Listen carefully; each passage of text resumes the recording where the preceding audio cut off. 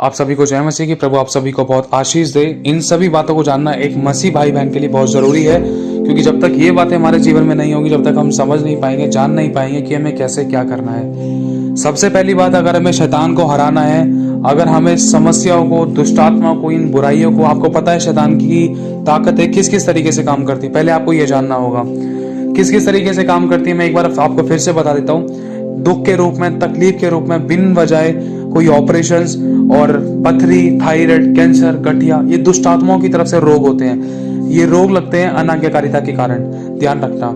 और कुछ ऐसी गंदी दुष्ट आत्माएं होती है जिसमें इंसान अपने टेस्ट पे टेस्ट कराया जाता है, लेकिन बीमारी नोटिस में नहीं आती है। ये भी कुछ दुष्ट आत्माओं के काम होते हैं, जिसमें दुष्ट आत्माएं चाहती हैं कि वो शरीर खत्म हो जाए, वो इंसान मर जाए और उसको अपने साथ अधोलोक लेकर जाए। तो यही दुष्ट आत्मा की सबसे बड़ी चाल है, शैतान की सबसे बड़ी चाल है कि इंसान को बीमार करके सबसे पहले शरीर पर अटैक मारता है। अगर वचन पढ़ते हैं तो नींद आती है, अगर प्रार्थना करते हैं तो नींद आती है, और अगर प्रार्थना करने की कोशिश करते हैं, प्रभु के भवन जाने की कोशिश करते हैं, शरीर में कोई ना कोई दुख तकलीफ ऐसी ना ऐसी क्रिएट हो जाती है जिसके द्वारा इंसान प्रभु के साथ कनेक्ट नहीं हो पाता है। और यही चीज है, इसीलिए परमेश्वर का वचन कहता है कि शरीर तो दुर्बल है, आत्मा शक्तिशाली है।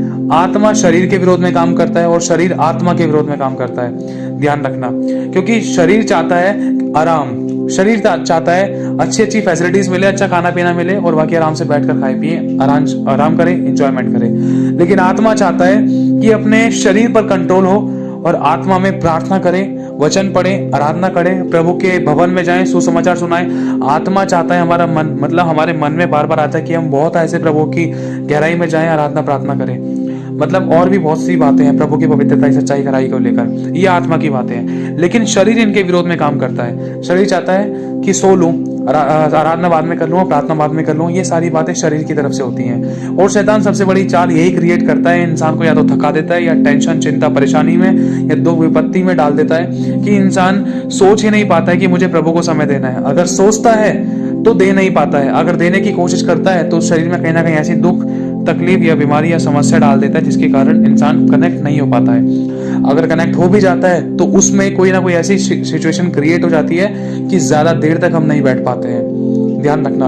अगर ज्यादा देर तक हम लोग बैठते हैं ना, तो हम उसकी आवाज को सुन नहीं पाते हैं और उसकी बातों को समझ नहीं पाते। हमारे सिर्फ शब्द ही शब्द रह जाते हैं, हमारी प्रार्थनाएं भी पूरी तरीके से पूरी नहीं होती है, हमारी प्रार्थनाएं भी खोखली रहती हैं। क्यों? क्योंकि प्रार्थनाओं में सामर्थ और परमेश्वर का वचन नहीं होता है, इस्तेमाल करते हैं, बिल्कुल भी इस्तेमाल नहीं करते हैं प्रभु के वचन को। सिर्फ हम खोखली प्रार्थना करते हैं, प्रभु यीशु के नाम से ये हो जाए, यीशु के नाम से वो हो जाए, यीशु के नाम से ये काम ऐसे हो जाए, यीशु के नाम से यहाँ जाना है, यीशु के नाम से वो ऐसे आ जाए, यीशु के नाम से सारी लड़ाई खत्म हो जाए। बस हम इसी तरीके से कुछ कुछ वर्ड्स को यूज करते हैं, और इसके अलावा कोई और तरीका भी हो सकता है। लेकिन हमारे पास बहुत सारे परमेश्वर ने अधिकार दिए हैं। शैतान जिस चीज के अंदर आपको कमजोर करता है, वो सबसे पहला है, आपके मन पर ऐसा अटैक मारता है कि आप अपने अधिकारों को भूल जाते हैं। आप होते तो बहुत इस तरीके से हैं, कहने का मतलब बहुत पावरफुल, बहुत स्ट्रांगनेस है आपके अंदर, आत्मा में भी, वचनों में भी बहुत है। लेकिन कई कई बार जहां पर इस्तेमाल करना चाहिए परमेश्वर का वचन, आपको वहां पर इस्तेमाल नहीं करते हो। शैतान आपको बीमारी दिखाने की कोशिश करता है तो आपके मुंह से बीमारी के अंगीकार होते हैं, अरे वो बीमार है, लेकिन आपके मुंह से चंगाई के अंगीकार नहीं होते हैं, आपके मुंह से चंगाई नहीं निकलती है। आपको परमेश्वर का वचन याद नहीं आता है कि यीशु ने कोड़े खा लिए, चंगा हो चुका है। शैतान आपको 10 बार दिखाता है और 10 के 10 बार आपके मुंह से यही निकलता है कि वो बीमार है, बीमार है, बीमार है, बीमार है। अरे यार ये खराब हो गया काम, ये काम खराब हो गया, नौकरी धंधा रोजगार बंद हो गया, काम नहीं है, पैसा नहीं है, हाय पैसा, ये दर्द हो रहा है, ये बीमारी हो रही है, ये परेशानी हो रही है। और शैतान यही चाहता है, शैतान यही चाहता है हम उसकी महिमा करते हैं। इस तरीके से हम उसकी महिमा करते हैं, गलत शब्दों को बोल के, बुराई करके, गाली गलौज करके, या नेगेटिव कन्फेशन करके, अपने आप को दुख देकर हम उसकी महिमा करते हैं। शैतान इसमें खुश होता है। एक तरफ परमेश्वर बहुत रोता है, एक तरफ शैतान खुश होता है। एक तरफ परमेश्वर बोलता है, बेटा तू मेरे वचन का इस्तेमाल कर, वचन को बोल, वचन को बोल, अपने अधिकारों का इस्तेमाल कर, तुझे मैंने अधिकार दिए। लेकिन शैतान की बातों पर हमारा इतना मन लगा रहता है कि हम परमेश्वर की वचन को सुनने की कोशिश नहीं करते हैं। इतना डर, मतलब शैतान की तरफ से इतना डर, इतनी टेंशन, इतनी चिंता और इतनी परेशानी जाती है, हाय अब कैसे होगा, अब कैसे करूंगा, अब कैसे प्रार्थना होगी, या अब कैसे आराधना करूंगा, या ये काम कैसे होगा, मम्मी पापा ठीक कैसे होंगे, ये टेंशन कैसे जाएगी, ये बीमारी कैसे जाएगी, काम कैसे मिलेगा, काम धंधा रोजगार बंद हो गया है, और शादी कैसे होगी, और प्रभु के साथ कनेक्ट कैसे हो पाऊंगा, आराधना नहीं कर पा रहा, प्रार्थना नहीं कर पा रहा, मैं पापी हूं, मैंने व्यभिचार कर दिया, मुझसे पाप हो रहे हैं। यही बातें शैतान इन्हीं बातों के अंदर इंसान को फंसाता रहता है, और ऐसे ही करते करते 1 मिनट, 2 मिनट, महीना, 6 महीने, साल गुजर जाते हैं। इन्हीं पे कॉन्सेंट्रेट करते करते, इनको हटाते हटाते समय निकल जाता है, फिर इंसान की इसमें आदत बन जाती है। और इसके अलावा शैतान के और तीर किस तरीके से काम करते हैं, शैतान किस तरीके से तीर फेंकता है, शैतान किस तरीके से काम करता है, आपको पहले शैतान की चालों को समझना होगा। शैतान के और तरीके क्या है काम करने के। शैतान पति पत्नी को अलग करता है, कोर्ट केस डलवाता है, लड़ाई दंगा करवाता है, पति पत्नी का मुंह एक दूसरे के विरुद्ध में करवाता है, कर्जे में डलवाता है और लड़ाई दंगा करवाता है, और इतनी बुराइयां करवा देता है कि इंसान को अपने परिवार से दूर होना पड़ता है। शैतान की सबसे बड़ी चाल यही है, पहले परिवारों में अटैक मारता है, जहां पर जो दो पति पत्नी आपस में प्रेम कर रहे हैं ना, उनके बीच में अटैक मारता है। छोटी छोटी सी बातों पर लड़ाई झगड़ा करवाना, जिनका कोई मतलब नहीं है, ऐसी बातों को उखड़वा देता है, ऐसी बातों को मतलब सामने ले आता है, गड़े हुए मुर्दे उखाड़ कर उन्हीं बात पर लड़ाई दंगा होना शुरू हो जाता है। और जब उन बातों की गहराई में जाते तो पता चलता है कि अरे इसमें तो कुछ भी नहीं था, ये तो छोटी सी बात थी, हम बिना मतलब में लड़ गए। फिर इतनी सी बात में पति पत्नी का मुंह इधर उधर, और छोटी छोटी बातों को लेकर माँ बाप की लड़ाइयां हो जाना, बच्चों की लड़ाइयां हो जाना, बच्चे माँ बाप से लड़ जाते हैं, माँ बाप बच्चों से लड़ जाते हैं, फिर वही रिश्ते नाते टूटने तक की बातें आ जाती हैं। और नौकरी बिजनेस को लेकर शैतान अटैक मारने की कोशिश करता है। इंसान सबसे पहले फाइनेंशियली और स्पिरिचुअली, अगर आप आत्मिक रूप में बीमार पड़ गए ना, तो शारीरिक रूप में संभलना आपको बहुत मुश्किल है, ध्यान रखना। क्योंकि शैतान सबसे पहले आत्मिक रूप में अटैक करता है। क्यों? क्योंकि अगर आत्मिक परिस्थिति अगर आपकी सही है, कहने का मतलब अगर आपको पता है कि हाँ भाई परमेश्वर का वचन मेरे साथ है, आत्मा मेरे साथ है, यहोवा मेरे साथ है, मेरा कोई कुछ नहीं बिगाड़ सकता, अगर कोई सिचुएशन है तो वो टेम्परेरी है, परमानेंट नहीं है। अगर आपके आत्मा में ये बसा पड़ा है कि हाँ भाई कोई मेरा कुछ नहीं बिगाड़ सकता, अगर कुछ हो भी गया तो मेरा बाप संभाल लेगा, मेरा परमेश्वर संभाल लेगा, तो सच में उस व्यक्ति को कभी शैतान टच नहीं कर सकता। अगर टच भी किया तो कोई नुकसान नहीं कर सकता। अगर नुकसान हो भी गया, मैं कह रहा हूं अगर बाई चांस परख आ भी गई, नुकसान हो भी गया, अगर छीन भी लिया था शैतान ने, तो खुदावंद खुद स्वयं ला कर देगा वापस। लिखा है कि शैतान ने जो कुछ भी चुराया है, शारीरिक चाहे आत्मिक चाहे आर्थिक चाहे संसारिक, कुछ भी आपकी ब्लेसिंग चुराई, चाहे आपका इज्जत मान सम्मान धन प्रेम बरकत आशीष नौकरी धंधा रोजगार, या आपके प्रेम मतलब जो आपके पति और पत्नी के बीच में था, आप दोनों हस्बैंड वाइफ के बीच में था, या आपके और आपके परमेश्वर के बीच में जो आज्ञा पालन था, वो विश्वास था, अगर कुछ भी शैतान ने आपको चुराने की कोशिश करी है या आपको हिलाने की कोशिश करी है, वचन कहता है कि जब चोर पकड़ा जाएगा तो 7 गुना वापस भरकर ला कर देना पड़ेगा, वरन उस चोर का घर का भी सारा धन खाली कर लिया जाएगा। कौन देगा? हमारा परमेश्वर ला कर देगा उससे। उसका वचन कहता है अगर आपको हथियार मालूम है, अगर आपको तलवार मालूम है, अगर आपको अपने अधिकार मालूम है, तो ही आप शैतान से छीन सकते हो। और शैतान की सबसे बड़ी चाल यही रहती है कि वो इंसान को इतना उलझा दे, फंसा दे इन सभी टेंशन चिंता परेशानियों में कि इंसान अपने अधिकारों को भूल जाए, अधिकारों का इस्तेमाल ना कर पाए, वरन शैतान जय पा ले। और इंसान इसी चीज में टेंशन चिंता परेशानी में दबते दबते दबते दबते परमेश्वर की बुराई करे, फिर परमेश्वर से दूर हो जाए, फिर एक दिन अविश्वासी बन जाए, फिर परमेश्वर से बिल्कुल दूर चला जाए, फिर एंड में खत्म हो जाए। यही शैतान की चाल है। और अधलोक बेपनाह मुंह पसारे बैठा है कि कब किसको निगल ले, ध्यान रखना। और इसमें अगर आप लोग आत्मिक रूप में स्ट्रांग हो, अगर आप लोग आत्मा में मजबूत हो, तो घर की परिस्थिति चाहे कितनी भी बिगड़ी थी, चाहे कितना भी काम खराब थे, लेकिन शैतान आपके मन को आपके विचारों को हिला नहीं पाया। ध्यान रखना, जब दाऊद था, दाऊद के सामने शेर और गोलियत थे, शेर थे गोलियत थे और उसके सामने भालू भी था, लेकिन उसकी आत्मिक परिस्थिति नहीं बिगड़ी थी। दाऊद को पता था कि सेनाओं का यहोवा मेरे साथ है, वो इस समस्या को मेरे हाथ में कर देगा और इसके ऊपर मैं जय पाऊंगा। और ऐसा ही हुआ, ऐसा ही हुआ। दाऊद ने उस लड़ाई को शारीरिक रूप में नहीं लड़ा, उस लड़ाई को सबसे पहले आत्मिक रूप में लड़ा। उसने जब शेर और भालू को मारा, तो जब वो गोलियत के सामने गया, गोलियत से लड़ने वाला कोई नहीं था, हजारों लाखों की भीड़ में सिर्फ एक दाऊद था। लगभग मान लो 15 से 16 साल का व्यक्ति, बच्चा था, उसके चेहरे पे लाली चमकती थी और उसके हाथ में एक छोटी सी गुलेर रहती थी और उसको भेड़ बकरी को चराता था। सोचो, छोटा सा बच्चा की तरह था वो, 15-16 साल के लगभग मान लो। और इसके अलावा क्या था कि उसने शेर और भालू को तो मार ही दिया, किसकी तरीके से? आत्मिक रूप में वो स्ट्रांग था। और जब वो गोलियत के सामने आया तो लोग हंस रहे थे, जब उसका मजाक उड़ा रहे थे, तो उस समय वहां पर परमेश्वर के एक दास ने कहा कि एक काम कर दाऊद, ये हथियार पहन ले, तो इससे उससे लड़ पाएगा। तो दाऊद ने जब वो हथियार पहने, तो वो हथियार है ना उसको बहुत भारी लगे, वो हथियार बहुत भारी लगे। और उसने कहा मैंने तो कभी इनको परखा नहीं है, इतनी भारी तलवार, इतनी भारी ढाल है, इतनी भारी कवच, इतनी भारी जूते हैं, इतनी भारी हेलमेट है, मैं कैसे लड़ूंगा उससे? मैं तो चल फिर ही नहीं पाऊंगा, उसके पास जा ही नहीं पाऊंगा। तो उतार दिए दाऊद ने, वो सब उतार दिए। दाऊद ने एक बात बोली, यहोवा ने मुझे शेर और भालू के हाथ से निकाला था, तो मुझे विश्वास है यहोवा गोलियत को भी मेरे वश में कर देगा। यहोवा मुझे गोलियत के हाथ से भी छुड़ाएगा और मुझे इस पर जय दिलाएगा। और यहोवा ने जैसे मेरे हाथों के द्वारा शेर और भालू को मरवाया था, उसी तरीके से यहोवा मेरे द्वारा इसको भी मरवाएगा, इस समस्या को भी मरवाएगा। उसको विश्वास था, वो हथियार लेकर नहीं गया, उसके हाथ में छोटी सी गुलेर थी, उसने विश्वास से मारा। उसने विश्वास का पत्थर उठाया, विश्वास का पत्थर लगाकर गुलेर के अंदर उसने दाऊद के माथे पर मारा। और लिखा है कि उसी समय दाऊद मर गया और वो मुंह के बल गिरा और दाऊद ने अपनी तलवार से उसकी गर्दन काट दी। शैतान की गर्दन काटने का तरीका सिर्फ एक यही है, अगर आप आत्मा में मजबूत हो। ध्यान रखना, आपको आत्मा में मजबूत होना बहुत जरूरी है। समझ रहे हो मेरी बात को? मैं फिर से कहना चाहता हूं, आत्मा में मजबूत होना बहुत जरूरी है। यीशु मसीह ने 5000 लोगों को देखा। यीशु मसीह के चेलों से यीशु ने कहा कि अब इनके लिए खाने का बंदोबस्त करो, लेकिन चेले शारीरिक रूप से देख रहे थे, शारीरिक वस्तुएं शारीरिक रूप से देख रहे थे। अरे इतना पैसा कहां से लाएंगे, इतने सारे लोग हैं, 20 बच्चे हैं, 5000 से ज्यादा लोग हैं, पुरुष और स्त्री हैं, इनको कैसे खिलाएंगे। लेकिन यीशु आत्मा में देख रहा था। यीशु को पता था मेरा बाप जब देगा तो छितरा कर देगा।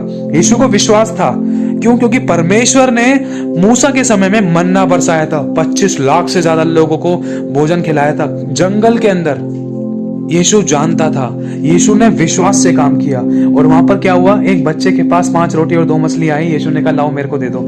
अरे तुम्हारे पास इतना भी नहीं हो पाया, बस मैं तो तुम्हारे मन को जांच रहा था कि तुम क्या करोगे। और उसमें से यीशु के चेले ने कहा प्रभु हमारे पास तो इतने से ही दिनार पड़े हैं, इतने से ही सामान पड़ा है, इसमें से इन सबों का कैसे अरेंजमेंट होगा। तो प्रभु ने देखा कि मेरे चेले थोड़ा सा डर रहे हैं, तो क्या करा जाए।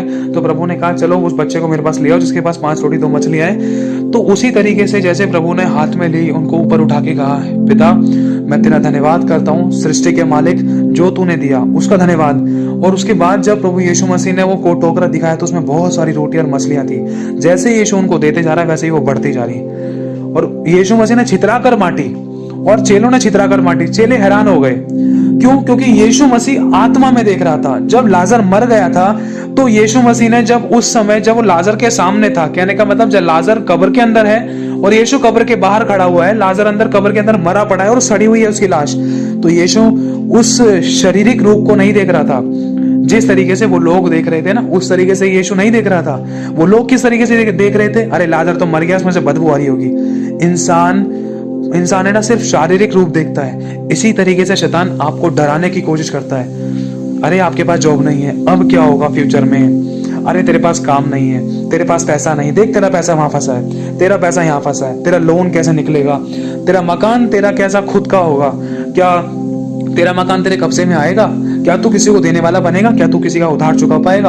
अरे वो बीमारी ठीक कैसे होगी, उसकी बीमारी ठीक कैसे होगी, अरे रिश्ता कैसे होगा, अरे तलाक जो हो चुका था वो वापस जुड़ेगा कैसे, तलाक हमारे बीच में से खत्म कैसे होगा, हमारे बीच में फिर से मेल मिलाप कैसे आएगा। बहुत सारी समस्याएं हम शारीरिक रूप देखते हैं जो शैतान दिखाता है, और उसी बात का शैतान हमारे मुंह से कन्फेशन कराता है। क्या? जैसे कि मरियम और मार्था ने कहा था। मरियम और मार्था क्या देख रहे थे कि लाजर मर गया और बदबू आ रही है, उनको शारीरिक दशा दिखाई दे रही थी। उन्होंने उस युद्ध को आत्मा में नहीं लिया था, लेकिन उस युद्ध को आत्मा में यीशु ने लिया। कैसे? यीशु ने कहा मुझे उसके पास ले चलो। और जब यीशु उस कब्र के बाहर खड़ा हुआ था, वहां पर बहुत सारे लोग थे। और सोचो जब ये सारा मूवमेंट हो रहा था तो उस समय वो सारे लोग क्या सोच रहे होंगे, अरे क्या कर रहा है ये यीशु, ये यहाँ पर हमें क्यों लेकर आ गया, क्या ये मुर्दे को बाहर निकालने के लिए कह रहा है, अरे ऐसे कैसे हो सकता है, इसका दिमाग तो नहीं हो गया। मतलब बहुत सारी बातें आज के टाइम पर अगर इन बातों को, इन सिचुएशन को देखा जाए तो लोग क्या करेंगे। सोचकर देखो, किसी के घर में कोई सो गया था और उसको जगाने के लिए, मतलब उस मुर्दे को उखाड़ने के लिए, उस मुर्दे को जिंदा करने के लिए अगर कोई जाएगा तो आज 4 लोग क्या सोचेंगे। सोचो इस मोमेंट को अगर आज सोचकर देखो, जब आज आप इस बात को सोचोगे तो आप हैरान हो जाओगे। पहला तो शमशान घाट वाला रोकेगा, या वो भी हंसेगा, वो भी मजाक उड़ाएगा, या तो पुलिस को बुला लेगा। चलो वो वाली बात भी अलग है, ये बात रफा दफा करते हैं। लेकिन फिर इसके अलावा जो बहुत सारे लोग गली मोहल्ले के, वो क्या सोचेंगे, अरे पागल तो नहीं हो गए भाई ये लोग, ये कहाँ जा रहे हैं उस मुर्दे को जिंदा करने, क्या सोच विचार हो गए इनके, जो आया है उसको तो जाना ही है। सो बातें। लेकिन उस समय यीशु ने इन सारी बातों को सुन रहा था। क्यों? क्योंकि उसको पता था ये तो शारीरिक बात है, लेकिन जब मेरा बाप प्रकट करेगा ना तब इनके घुटने टिकेंगे। यीशु ने कहा कि पत्थर को हटा दो। पत्थर को, सोचकर देखो, धरती और आकाश का बनाने वाला, जो मुर्दों को जिंदा कर सकता है, जो आश्चर्य कर्म कर सकता है, जो बीमारों को चंगा कर सकता है, जो बड़े बड़े काम कर सकता है, जो आंधी और तूफानों को रोक सकता है, क्या वो पत्थर को नहीं हटा सकता था? उसके कहने का मतलब एक ये है, जो हमारी आंखों पर पत्थर लगा हुआ था ना अविश्वास का, उसको हटा दो। फिर उसके बाद जब वो पत्थर हटाया गया, वचन में लिखा है कि यीशु ने उसको आवाज मारी, लाजर बाहर आ, और उसी समय लाजर बाहर आ गया। ऐसा इसीलिए हुआ कि शारीरिक युद्ध को भी यीशु ने आत्मिक तरीके से लड़ा। क्यों? क्योंकि यीशु आत्मा में जानता था कि सब कुछ मेरे अंडर में है, सब कुछ मेरे कंट्रोल में है, पिता ने मुझे अधिकार दिया है, मैं सब कुछ कर सकता हूं। यीशु ने आत्मिक रूप से अपने अधिकारों को समझा और उनको इस्तेमाल भी किया। और यही चीज शैतान आज आप लोगों को करने नहीं देता है। अपने आत्मिक रूप में जानो, सोचो, विचार करो, उन अधिकारों को जानो, उनको अधिकारों को ढूंढो, प्रभु ने हमें कौन कौन से अधिकार दिए हैं। अब इसके अलावा आप एक और उदाहरण ले सकते हैं। पता होगा आपको, जब यीशु मसीह अपने चेलों के साथ थे और उस नाव में भी थे, तो उसमें बहुत तेज आंधी और तूफान आया। आज अपने आप को रखकर देखना उस जगह पर, जब वो चेले इतने सारे थे, मतलब 12 चेले थे, उस समय यीशु मसीह नाव के पिछले वाले हिस्से में सो रहे थे। तो हुआ क्या, बहुत जोर से आंधी और तूफान आया, उनकी नाव डगमगाने लगी और बहुत डर गए। उन्होंने कहा, प्रभु हम नाश हुए जाते हैं। बहुत जोर से चिल्लाने लगे, नाव पूरी उलट पुलट होने लगी, पानी भरने लगा और वो बहुत डर गए, अब तो मर जाएंगे। लेकिन उसी समय हुआ क्या, एक्चुअली इस बात को सोचना कि जब हम लोगों के सामने कोई शारीरिक रूप से कोई समस्या दिखाई देती है ना, या आत्मिक रूप से कोई समस्या दिखाई देती है, हम उसके हिसाब से हम एक्ट करने लगते हैं। अगर कोई बीमारी दिखाई दे रही थी ना, तो हम अपने आप को इतना टेंशन और चिंता में डाल लेते हैं और उसी के अपने मुंह से अंगीकार करते हैं। जैसे कि चेलों के द्वारा हो रहा था। चेलों के द्वारा क्या था, जब उन्होंने देखा कि अरे आंधी और तूफान आ रहा है, अब आंधी और तूफान क्या करता है, खत्म करता है, नाश करता है, और वहां पर बचने की कोई जगह नहीं थी। और चेलों ने अपने मुंह से अंगीकार करा कि हम नाश हुए जाते हैं, प्रभु हमें बचा। तो उसी समय अब सोच कर देखो, जिस नाव में यीशु मसीह सवार है, क्या उसको नहीं पता होगा नाव पूरी हिल रही डुल रही है, पानी गिर रहा है, क्या यीशु मसीह जग नहीं सकता है? जग सकता है, लेकिन परमेश्वर टेस्ट कर रहा था उस समय। अब एक बात बताओ, परमेश्वर क्या अपने इकलौते पुत्र को मरने देगा, वहां पर डूबने देगा?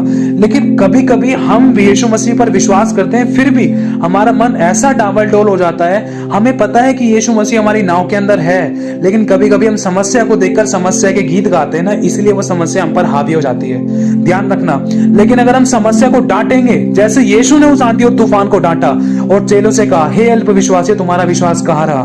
जब यीशु ने उस आंधी और तूफान को डांटा, आत्मिक रूप से भी और शारीरिक रूप से भी, क्योंकि यीशु जानता था, यीशु इसलिए सो रहा था कि मुझे पता है ये मेरा कुछ नहीं बिगाड़ सकती, क्योंकि मेरा बाप है ना जो, वो इस सब चीजों का बनाने वाला है। इसलिए आराम से सो रहा था। सोच कर देखो इस बात को। इसी तरीके से दाऊद ने सोचा, गोलियत मेरा कुछ नहीं बिगाड़ सकता, मेरा रक्षा करने वाला यहोवा है, मेरा युद्ध वो लड़ता है, उसको किसी हथियार की जरूरत नहीं है, वो आंधी और तूफानों को यूं ही डांट देता है। तो सोच कर देखो कि कितना सामर्थ्य परमेश्वर जब यीशु मसीह के साथ है, जब आप लोगों के और मेरे साथ है, तो हमें नहीं डरना चाहिए। तो आज इन बातों को हमें जानना बहुत जरूरी है कि हम शैतान पर, शत्रु पर, शैतान की चालों पर, शैतान की गंदी दुष्ट आत्माओं पर, जो हमारे जीवन में नाश करने, घात करने या चोरी करने आती थी, हमारा चैन चुराती थी, शांति, विश्राम और आराम चुराती थी, हमारा धन चुराने की कोशिश करती थी, या किसी भी तरीके से हमें दुख, तकलीफ, कर्जा, गरीबी, बीमारी, परेशानियों में डालती थी, उन सभी शैतानी दुष्ट आत्माओं पर हमें जय कैसे पानी है? सबसे पहली बात, एक बात ध्यान रखना, वचन और यीशु का लहू और यीशु की गवाही, इन तीनों से ना शैतान डरता है। अगर आपको वचन याद है तो आप वचन से शैतान को हरा सकते हो। अगर आपको कोई समस्या दिखाई दी है तो उस समस्या के ऊपर परमेश्वर के वचन को बोल सकते हो। अगर परमेश्वर का वचन आपके साथ है, आपके अंदर भरा हुआ है, तो ध्यान रखना, आपके अंदर हर बात पे वचन निकलेगा और शैतान इस बात को देखकर डर जाएगा। क्यों? क्योंकि यीशु को शैतान ने वचन के द्वारा भरमाने की कोशिश करी थी कि यीशु ले, यदि तू परमेश्वर का पुत्र है तो इस पत्थर को बोल ये रोटी बन जाए। तो उसी समय यीशु ने भी वचन के द्वारा आंसर दिया। क्यों? क्योंकि यीशु वचन से भरा हुआ था। अगर यीशु की जगह आप और हम लोग होते ना, तो कब के भरमा लिए जाते। ध्यान रखना, क्यों? क्योंकि यीशु भूखा था, 40 दिन से वो निराहार रहा और ऐसी परिस्थिति थी, तो उस समय भी उसने अपने वचन का पालन किया, पिता के वचन का पालन किया और उसने वचन बोला। क्या बोला? वचन बोला। लिखा है व्यवस्था विवरण में, मनुष्य केवल रोटी ही से नहीं वरन हर एक उस वचन से जीवित रहेगा जो परमेश्वर के मुख से निकलता है। शैतान, पकड़ इस पत्थर को, निकल यहां से। मेरा परमेश्वर ने मुझे अब तक जीवित रखा है, तो क्या वो आगे जीवित ना रखेगा? निकल, परमेश्वर के वचन से मैं जीवित रहूंगा। लिखा है, लिखा है, लिखा है। अगर आप चाहो तो पढ़ सकते हो। शैतान ने बोला लिखा है, यीशु ने भी उसको उत्तर दिया, मुंह तोड़ जवाब दिया, ये भी लिखा है। तू इस बात को भी जान ले, तू मुझे भरमा मत, तेरे से ज्यादा मैं वचन जानता हूं। तो इसी तरीके से आपको वचन जानना बहुत जरूरी है।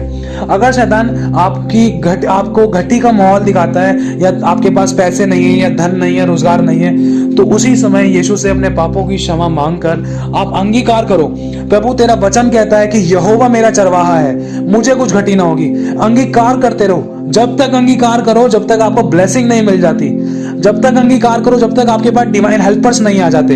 आप उन समस्याओं के अंगीकार मत करो, क्योंकि मैंने अपने जीवन में इन बड़ी बड़ी ब्लेसिंग्स को देखा है। कब देखा है? कुछ टाइम ऐसे थे मेरे लाइफ में, हमारे फ्रिज खाली थे, हमारे अकाउंट बैंक बैलेंस खाली थे, हमारे वॉलेट खाली थे, लेकिन हम अंगीकार करते थे, विश्वास में बने रहे, लेकिन अपने परमेश्वर से लड़े नहीं। अगर लड़े भी तो प्रभु से माफी मांगी, लेकिन फिर से उसके बाद जुड़ गए, कनेक्ट हो गए, उसकी बातों को समझा और उसके साथ ऐसे कनेक्ट हो गए, प्रभु हमारा विश्वास बड़ा मजबूत कर, फिर से प्रोफेसीज और अंगीकार करने लग गए। मनुष्य गिर जाता है लेकिन परमेश्वर हमें पड़ा नहीं रहने देता, परमेश्वर हमें उठा लेता है, क्योंकि लिखा है धर्मी चाहे 7 बार गिरे तब भी वह उठ खड़ा होगा, क्योंकि यहोवा उसे संभालता है। हम में से कोई परफेक्ट नहीं है, हम रोज गिरते थे और रोज परमेश्वर ने हमें उठाया है। हर बार, हर पल, हर क्षण वो हमें उठाने के लिए तैयार है। वो कहता है बेटा तू गिर गया, कोई बात नहीं, कपड़े झाड़, फिर से खड़ा हो और मजबूत हो जा, इस बार दोबारा ना गिरने पाए। देख जिस गलती कारण गिरा है उस गलती को याद रख, लेकिन दोबारा ऐसी गलती ना हो, ठीक है? मजबूत रहे, शैतान के सर को कुचल, मैं तेरे साथ हूं। तो प्रोफेसीज करो, भविष्यवाणियां करो। जो चीज आज नहीं है, पर जो ब्लेसिंग आज नहीं है आपके पास, या शैतान ने छीन ली थी, अगर आपको अधिकार मालूम है तो आप शैतान से छीन पाओगे।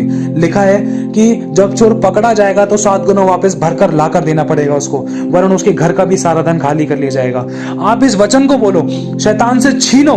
मैं छीनता हूं अपनी शारीरिक, अपनी आर्थिक, अपनी संसारिक, अपनी फाइनेंशियली, स्पिरिचुअली, सोशली ब्लेसिंग्स को, मेरे तन मन धन की ब्लेसिंग को, हमारे पति पत्नी के, हमारे फैमिली के, हमारे नौकरी, बिजनेस, धंधे, रोजगार की सारी आशीषों, बरकतों को, शांति और प्रेम को, आनंद को शैतान में तुझसे 7 गुना वापस छीनती हूं, मैं अपने जीवन में ग्रहण करती हूं और यीशु के लहू में सील करती हूं। शैतान तो छू नहीं सकता, क्योंकि लिखा है कि चोर पकड़ा जाएगा तो 7 गुना वापस भरकर जाएगा। चोर ना मेरा बाप है, ना मेरी माँ है, ना मेरा भाई है, ना मेरा पति है, ना मेरी पत्नी है। चोर कोई मनुष्य नहीं है, क्योंकि हमारी लड़ाई किसी मांस और लहू से नहीं है, हमारी लड़ाई शैतान तुझसे है और हमारा परमेश्वर तुझसे लड़ता है। उसको अधिकारों का याद दिलाओ। लिखा है कि जितने हथियार मेरी हानि के लिए बनाए जाएं, उसमें से एक भी मुझ पर सफल नहीं होगा। उसको याद दिलाओ कि परमेश्वर मेरे नुकसानों की भरपाई करेगा। जो मेरे से गलती हुई, जो उन गलतियों के द्वारा जो मेरा नुकसान हुआ, परमेश्वर उन नुकसानों की भरपाई करेगा। शैतान तू मेरे पास से चला जा, उसको आज्ञा दो, निकल जा यहां से। शैतान, हे घटी की गंदी दुष्ट आत्मा, निकल जा मेरे घर से। नामाफी की गंदी दुष्ट आत्मा, निकल जा मेरे घर से। लड़ाई दंगे वाली गंदी दुष्ट आत्मा, निकल जाओ मेरे घर से। हमारे बीच में प्यार प्रेम को छीनने वाली गंदी दुष्ट आत्मा, निकल जाओ हमारे घर से। तलाक वाली गंदी दुष्ट आत्मा, निकल जाओ हमारे घर से। परमेश्वर ने मुझे और मेरी पत्नी को जोड़ा है और हमें दुनिया की कोई ताकत अलग नहीं कर सकती। वचन में लिखा है परमेश्वर ने कहा है कि पति और पत्नी को कोई अलग ना करे और ना ही कोई कर सकता। बताओ उसको, शैतान को बताओ कि लिखा है यशाया 53:4 में कि निश्चय यीशु ने मेरे लिए कोड़े खा लिए, मेरे सारे रोगों को सह लिया, मेरे दुखों को उठा लिया, मेरी दर्द पीड़ाओं को ले लिया, उसी के मार खाने से मैं चंगा हूं। बताओ शैतान को, बार बार ये मत बोलो कि मैं बीमार हूं, सर दर्द है, पेट दर्द है, बुखार है, खांसी है, जुकाम है, मत बोलो। ये बोलो कि यीशु नासरी ने मेरे लिए कोड़े खा लिए, मैं चंगा हूं। कुछ भी खा पी रहे हो उसको ब्लेस करके खाओ, प्रार्थना करो, यीशु तेरे नाम से मैं इस खाने पीने की वस्तु को प्रार्थना से ब्लेस करता हूं। जब मैं खाऊंगा, जब बल बुद्धि ताकत मिलेगी, मैं चंगा हो जाऊंगा, मैं ठीक ठाक रहूंगा और तेरी महिमा करने पाऊंगा। प्रार्थना करो, शैतान को अपने वचनों से हराओ, अपने शब्दों से हराओ। ध्यान रखना, सबसे पहला परमेश्वर का वचन ही है जो हमें शत्रु पर जय दिलाता है। जब तक आपको वचन का ज्ञान नहीं होगा, जब तक आप शैतान से जीत नहीं सकते। आपको वचन की गोली चाहिए। ध्यान रखना, अगर बंदूक के अंदर गोली नहीं है तो बंदूक कुछ काम की नहीं है, कोई काम की नहीं है बंदूक। शैतान को तो मालूम है कि इसके पास बंदूक भी है, गोली भी है, लेकिन चलाना नहीं आ रहा है। शैतान को पता है कि इसके पास बंदूक है लेकिन गोली नहीं है, इसके पास बाइबल तो, लेकिन वचन याद नहीं है इसको। शैतान को पता है ना तो उसके पास बाइबल है ना तो गोली है, इसको तो यूं ही उल्टा दूंगा मैं, इसको तो यूं ही पलटा दूंगा, या तो इसको यूं ही बीमार करके मार दूंगा। शैतान जानता है, शैतान को पता है, इसको तो वचन पता ही नहीं है। अगर वचन पता है तो इसको अभिलाषाओं पर कंट्रोल होता ही नहीं है। व्यभिचार तो उससे यूं ही करवा दूंगा। देख अभी इसके सामने गलत फोटोज और वीडियोस लेकर आता हूं, ऐसी लड़कियों को लेकर आता हूं, ऐसे लड़कों को लेकर आता हूं। देख अभी ये फेसबुक चलाएगी, फेसबुक चलाएगा, देख अभी कैसे व्यभिचार होगा। इसको कंट्रोल है ही नहीं है। तो आप सभी के पास वचन की भरपूरी जरूर होनी चाहिए। आपको पता होनी चाहिए कि हमारे आत्मिक हथियार कौन से हैं और हमारे हथियार किस किस प्रकार के हैं और उनको कैसे इस्तेमाल करते हैं। हमारे पास बांधने और खोलने का अधिकार है। गंदी बदरुओं को, दुष्ट आत्मा को हम बांध सकते हैं, घटियों को, बीमारी को हम बांध सकते हैं और परमेश्वर की भरपूरी को, चंगाई को, छुटकारे को हम रिलीज कर सकते हैं, खोल सकते हैं। लेकिन इन सबसे पहले हमें पापों की क्षमा मांगना जरूरी है जो हमसे जाने और अनजाने में हो जाते हैं। जब तक पाप होगा जीवन में तो प्रार्थना कैसे सुनेगा? ठीक है, ध्यान रखना। परमेश्वर तो प्रार्थना जब ही सुनेगा जो हमारे जीवन में पवित्रता, सच्चाई, खराई की, मतलब अगर हमारी लाइफ चल रही है, पवित्रता ही चल रही है, सच्चाई चल रही है, सच्चाई से जीवन बिता रहे हैं और ईमानदारी से प्रभु के वचन के साथ जुड़े हुए हैं, परमेश्वर का डर मानते हैं। परमेश्वर का डर क्या है? बुराई से बैर रखना। जो बुराई से बैर करता है वो परमेश्वर का भय मानता है और परमेश्वर का भय मानने से क्या मिलता है? बुद्धि मिलती है, जिसके द्वारा आप शैतान पर जय पाओगे। आपको पता चलेगा, आप शैतान की चालों को समझ पाओगे, कौन सी बात शैतान की ओर से है, कौन से लालच शैतान की ओर से है, कौन सा काम, कौन सी लड़की, कौन सा मैसेज, कौन सी बात, कौन सा काम धंधा, कौन सा रुपया शैतान की ओर से है। कहीं शैतान भरमा तो नहीं रहा, कहीं लालच तो नहीं दे रहा, कहीं पाप में डालने की कोशिश तो नहीं है, कहीं शुरुआत तो नहीं है। आप जान पाओगे इन बातों को कि कौन सी बातें, कौन सा रिस्पॉन्स शैतान की ओर से है, कौन सा रिस्पॉन्स परमेश्वर की ओर से है। परमेश्वर आपको इन बातों को समझने की बुद्धि, ज्ञान और समझ देगा। ध्यान रखना। और बुद्धि कैसे मिलती है? यहोवा का भय मानने से। यहोवा का भय मानने का मतलब क्या है? बुराई से बैर रखना ही यहोवा का भय मानना है। सबसे पहली बात, आपके पास परमेश्वर का वचन जरूर होना चाहिए। वचन आज्ञा है, आपको पता होनी चाहिए कि कहां पर क्या लिखा है। आप शैतान से लड़ोगे तो आप उसको बता सकोगे, आप अंगीकार करोगे। अगर आप अंगीकार नहीं कर रहे तो परमेश्वर आपके मुंह के फल को क्रिएट कैसे करेगा, मुंह के शब्द को क्रिएट कैसे करेगा? आप मन ही मन में शैतान से जीत नहीं सकते। शैतान मन के अंदर ही तो काम करता है। शैतान आपके मन में डाल रहा है कि तेरे को ये बीमारी, ये दुख है, तकलीफ है, समस्या है, कर्जा है, गरीबी है, ये घटी है। अब तेरा काम कैसे चलेगा, तेरे पास पैसे कैसे आएगा, तो उसको पैसे कैसे देगा, या तेरी शादी कैसे होगी, तेरे को बिजनेस, नौकरी बिजनेस में तेरी प्रॉस्पेरिटी कैसे होगी, तुझे नौकरी बिजनेस कैसे मिलेगी। और शैतान मन ही मन में खोखला करता है, इंसान को लाचार बना देता है और मन पर ही तो सबसे ज्यादा पहले अटैक करता है। और अगर आप मन की बातों को, इन बातों को जानकर कि ये बात शैतान की ओर से, शैतान मेरे मन में डाल रहा है, गलत गलत बीज बो रहा है, अगर उन बातों को जानकर अगर आप अपने मुंह से अंगीकार करोगे, शैतान मेरे मन से दूर हो, मेरे विचारों से दूर हो, मैं तुझे कुचलती हूं। मेरे परमेश्वर कहता है कि जो उस पर विश्वास करता है उसका मुंह कभी काला नहीं होगा। मेरा परमेश्वर मेरी इज्जत मान सम्मान बढ़ाएगा। धन को लेकर बोलो कि यहोवा मेरा चरवाहा है। धन को लेकर बोलो, परमेश्वर मेरे लिए आकाश रूपी उत्तम झरोखे खोलकर अपरंपार आशीषों की वर्षा करेगा।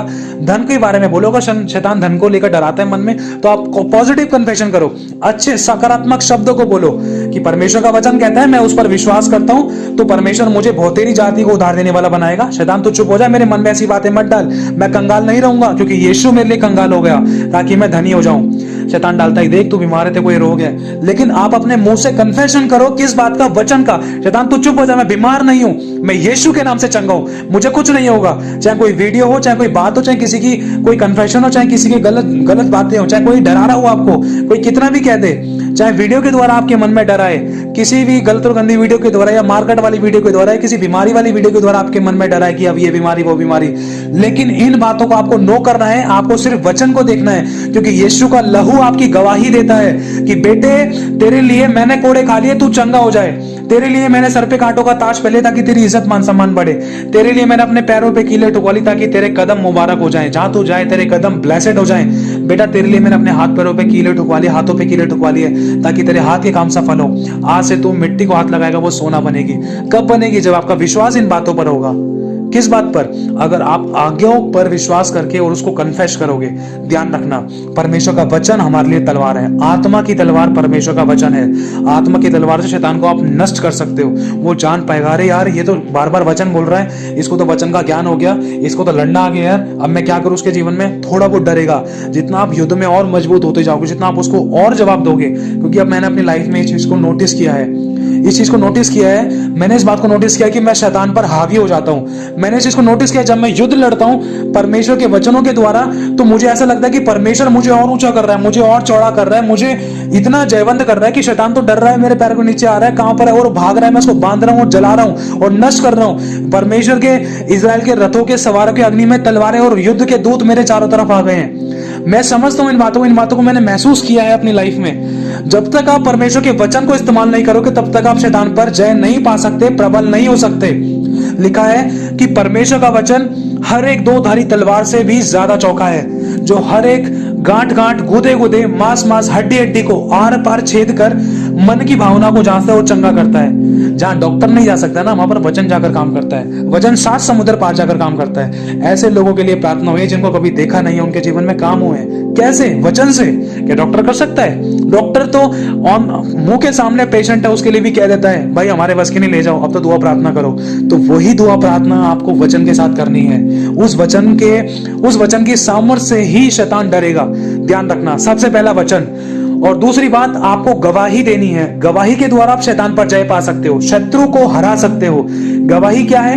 आपके जीवन में परमेश्वर ने आज का दिन दिखाया। धन्यवाद प्रभु, आज तूने मुझे जिंदा रखा, आज मैं मर नहीं गया। ये मेरे जीवन की गवाही है। धन्यवाद प्रभु, आपने मुझे बीमारियों से, महामारी, रोगों से बचाई। ये गवाही है। धन्यवाद करो हर बात के लिए, क्योंकि हमारा जीवन चलती फिरती गवाही है। हमारे ऑर्गन खराब नहीं है, हमारी बॉडी, शरीर, प्राण और आत्मा हमारी बिल्कुल ठीक है, सही सलामत, सुरक्षित है। हमें परमेश्वर ने तीनों वक्त की रोटी दी है, भूखा नहीं रहने दिया। चाहे इंतजाम कहीं से भी है, लेकिन प्रभु खिला रहा है।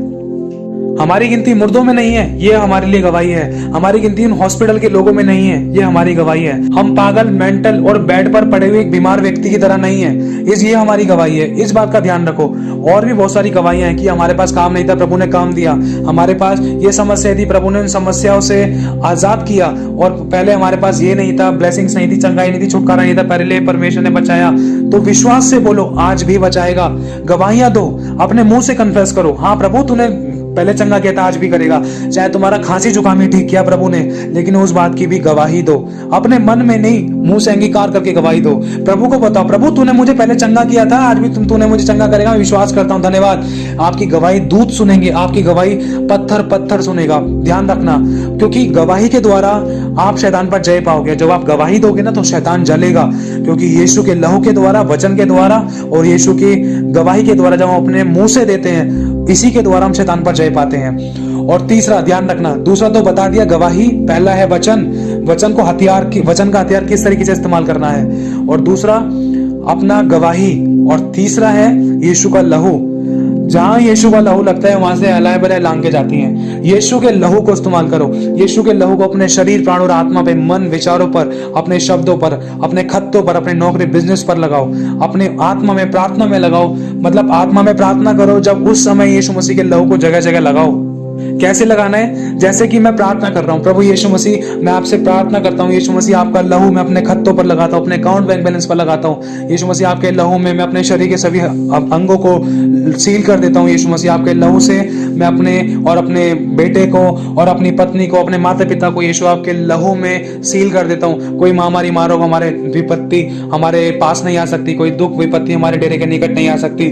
कोई कलह कलेश हमारे डेरे के निकट नहीं आ सकती। कोई बीमारी, परेशानी, महामारी, रोग, कोई दुष्ट का जलता हुआ तीर हमें छू नहीं सकता प्रभु, क्योंकि तेरे लहू में हम कवर हैं, तेरे लहू में हम छिपे हुए हैं। प्रभु यीशु तेरे लहू अपने खाने पीने में मिलाते हैं। यीशु तेरे लहू हमारे लहू के अंदर मिलाते हैं। ऐसे प्रार्थना करके लगाओ, प्रार्थना करके लगाओ। जहां जहां आपका काम नहीं बन रहा था, उन कामों पर यीशु का लहू लगाओ। ध्यान रखना, चाहे लोन लिया है आपने, चाहे प्रॉपर्टी के कोई पेपर्स है, प्रॉपर्टी का काम है, पासपोर्ट है, अपने डॉक्यूमेंट्स है, स्कूल के डॉक्यूमेंट्स है, जॉब के डॉक्यूमेंट्स है, उनको यीशु के लहू से ब्लेस करो। अपने घर परिवार की हर एक वस्तु को ब्लेस करो। खाने पीने, उठने बैठने की चीजों को ब्लेस करो। सोने जागने की चीजों को यीशु के लहू में ढांपो, यीशु के लहू से धो, यीशु के लहू से ब्लेस करो। सिर्फ आपको शब्द बोलना है। आपको सच में कुछ ऐसा कुछ नहीं करना है, आपको सिर्फ शब्द बोलना है। ध्यान रखना, आपके शब्दों में ताकत है। और परमेश्वर ने हमें इतने सारे अधिकार दिए हैं, हमें युद्ध को किस तरीके से जीतना है। लिखा है कि देख, तुझे मैंने अपना फरसा बनाया है और तुझे मैंने युद्ध के लिए अपना हथियार ठहराया। तू जाति जाति की, इन गंदी दुष्ट आत्मा की जाति जाति को नष्ट कर डालेगा, तो टुकड़े टुकड़े कर डालेगा। वचन में लिखी है, बहुत सारी बातें लिखी है। परमेश्वर ने कहा है, देख तुझे मैंने काटने का, नष्ट करने का, भस्म करने का, जलाने का मैंने तुझे अधिकार दिया है। यहोवा तेरे साथ है। परमेश्वर ने आपको बांध खोलने का अधिकार दिया, शत्रु की सारी सामर्थ पर अधिकार दिया है। शत्रु को तो पहले ही हमारे पैरों के नीचे पटक दिया है परमेश्वर ने, और वो खुद कहता है, बेटा तेरा युद्ध तो मैं लड़ूंगा, बस तू मेरे अनुसार चल। लिखा है कि पहले परमेश्वर के अधीन हो जाओ, फिर शैतान का सामना करो, तब वो तुम्हारे सामने से भाग जाएगा। अधीन होने का मतलब है उसकी आज्ञा को पालन करके उसके आगे जीरो बनना। प्रभु मैं नहीं कर सकता कुछ, तू करेगा। मैं तेरे वचन का अंगीकार करता हूँ, तूने कहा है कि मेरा युद्ध तू लड़ेगा। प्रभु मैं तेरे पास आता हूँ, मैं अपने आप को सरेंडर करता हूँ। मैं देख, मेरा युद्ध तू लड़ेगा, मुझे आशीष तू देगा, मुझे चंगा तू करेगा, मुझे छुटकारा तू देगा, मेरे घर में काम तू करेगा। लेकिन बने रहना है, धीरज धरना है। ध्यान रखना, धीरज से उसकी बाट जोनी है। उसके काम को अगर आप देखना चाहते हो तो धीरज, पेशेंस और संयम बहुत जरूरी है। आपके शरीर, प्राण और आत्मा पर आपको कंट्रोल करने की कोशिश करनी है कि कोई भी ऐसी गलती, बुराइयां या गलत शब्द, गलत बात, गलत विचार, गलत काम आपसे ना होने पाए जिसके द्वारा शैतान को मौका मिले। ठीक है, बिल्कुल भी ऐसा ना होने पाए। बस आपको धीरे से उसकी बात जो नहीं, अगर आपने प्रार्थना कर दी तो उस पर भरोसा रखना है और थैंक्स गिविंग करना शुरू कर दो कि हाँ प्रभु, जो प्रार्थना कर दी है उसको तूने सुन लिया है, बस धन्यवाद करो। शैतान आपको डराने की कोशिश में है कि ये हो जाए, वो हो जाए, अब कैसे होगा, ये कैसे होगा, वो कैसे होगा, शादी टूट गई, घर टूट गया, परिवार टूट गया, या घर में समस्या, बीमारी, परेशानी कैसे खत्म होगी। अगर जब प्रभु आपके पास है तो ये सब चीजें टेम्परेरी है, ध्यान रखना, परमानेंट नहीं है। आपको धीरज धरना है, आपको धीरज धरना है। परमेश्वर जरूर करेगा क्योंकि वो ही छुटकारा देता है। लिखा है कि निश्चय है कि मेरा छुड़ाने वाला यहोवा जीवित है। ध्यान रखना, पहला वचनों से भर जाओ, दूसरा उसकी गवाही दो, तीसरा उसके लहू पर विश्वास करो जो तुम्हारी गवाही देता है कि उसके लहू के द्वारा तुम खरीद लिए गए हो और तुम उसके हो चुके हो। प्रभु आप सभी को बहुत आशीष दे। आप सभी को जय मसीह की।